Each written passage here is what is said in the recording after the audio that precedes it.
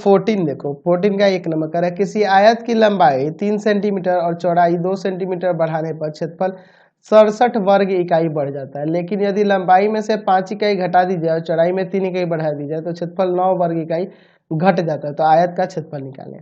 तो इस तरह का जब भी क्वेश्चन होगा आयत से रिलेटेड तो आप हमेशा लिखना कि मान आयत की लंबाई बराबर में x, लंबाई को मान लेना x सेंटीमीटर में दिया तो चलो सेंटीमीटर लगा देते हैं। चलिए, और आयत की चौड़ाई, तो आयत की चौड़ाई क्या मान लेते हैं, y सेंटीमीटर मान लेते हैं। अच्छा, एक चीज बताओ, जब लंबाई x है चौड़ाई y है तो आयत का क्षेत्रफल क्या होगा, तो आयत का क्षेत्रफल हो जाएगा xy सेंटीमीटर स्क्वायर, ही ना होगा, xy सेंटीमीटर स्क्वायर। तो इतना हर एक क्वेश्चन में लिखेंगे जो ऐसा दिया होगा प्रश्न से। कह रहा है कि आयत की लंबाई 3 सेंटीमीटर और चौड़ाई 2 सेंटीमीटर बढ़ाने पर, मतलब कि लंबाई में 3 बढ़ा देना है और चौड़ाई में 2 सेंटीमीटर बढ़ा देना है। तो लंबाई में 3 बढ़ा दो और चौड़ाई में 2 बढ़ा दो, तो क्षेत्रफल यानी कि इन दोनों का गुना, आयत का क्षेत्रफल यानी कि लंबाई और गुना में चौड़ाई। समझ रहे ना बात को, लंबाई में 3 इकाई बढ़ा दिए, चौड़ाई में 2 सेंटीमीटर बढ़ाने पर, चौड़ाई में 2 सेंटीमीटर बढ़ाने पर क्षेत्रफल जो है 67 बढ़ जाता है। तो पहले वाला क्षेत्रफल था xy, अब उसमें 67 बढ़ गया। चलो यहाँ गुना करते हैं, 2x प्लस में, या फिर एक काम करते हैं पहले xy लिखते हैं, सिंपल गुना कर देना है, x में y से xy, और फिर लिखो 2x, अब इसमें करो 3y, और फिर आपका प्लस का 6 बराबर में xy प्लस में 67। तो xy कट जाने का, यहाँ पे आ जाएगा 2x प्लस 3y, और ये जाके उधर घट जाएगा बराबर में 61, पहला समीकरण। फिर कह रहा है कि लेकिन यदि लंबाई में 5 सेंटीमीटर घटा दी जाए और चौड़ाई में 3 सेंटीमीटर बढ़ा दी जाए तो क्षेत्रफल 9 वर्ग इकाई वर्ग सेमी कम घट जाता है। चलिए तो ठीक है, अब लिखते हैं अगेन, यानी कि दोबारा, या नाउ लिख दो।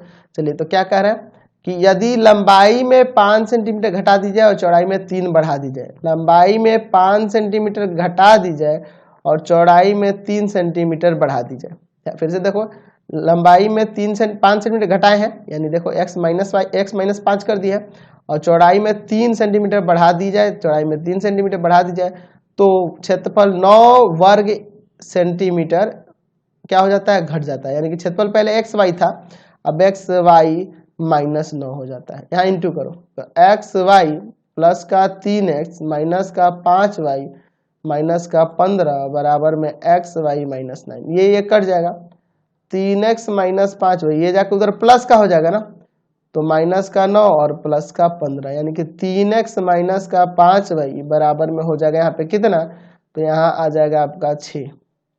ठीक है, यह समीकरण 2 हो गया। अब समीकरण 1 और 2 से xy निकालना होगा, तो समीकरण 1 में 3 से गुना कर दो, समीकरण 2 में 2 से गुना कर दो, ताकि 6x हो जाएगा।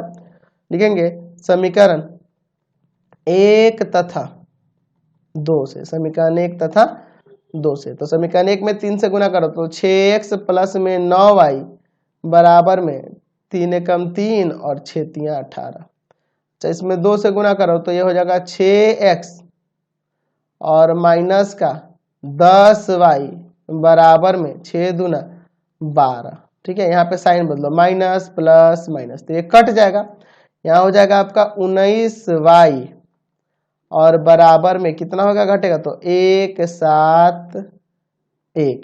चलिए ये जाके उधर भाग में चल जाएगा, 171 बटा 19, 9 बार में कट जाएगा। y का मान कितना आ गया, 9 आ गया, y का मान 9 आ गया। y का मान समीकरण 1 या 2 में रख देते हैं, तो लिखते हैं y का मान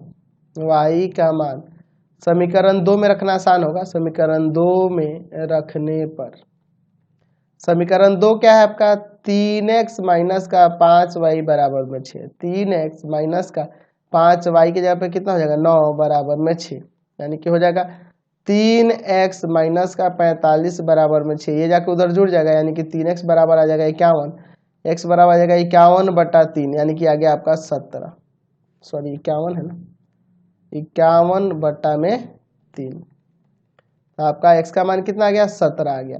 तो हमें क्या निकालना है, हमें निकालना है आयत का क्षेत्रफल, आयत का क्षेत्रफल। तो आयत का क्षेत्रफल क्या था आपका, xy सेंटीमीटर स्क्वायर ना, तो x की जगह पे 17 और y की जगह पे 9 सेंटीमीटर स्क्वायर, यानी कि 153 सेंटीमीटर स्क्वायर यहाँ से क्षेत्रफल आ जाएगा। समझ गए। क्वेश्चन नंबर देखो